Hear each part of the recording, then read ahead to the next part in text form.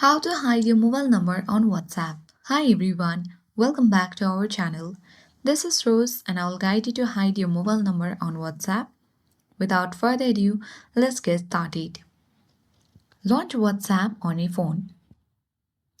Make sure that you log into your account. Navigate to three dots at top right.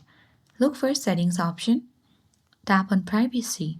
Tap on About and choose Nobody. Nobody will be able to see your About section.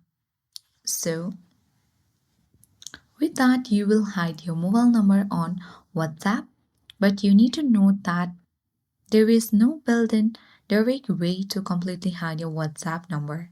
If WhatsApp adds this option in future updates, I'll be sure to cover it, so stay tuned. I hope this guide was helpful. If it was, then don't forget to like, share, and comment. Thank you for watching, and I'll see you in the next video.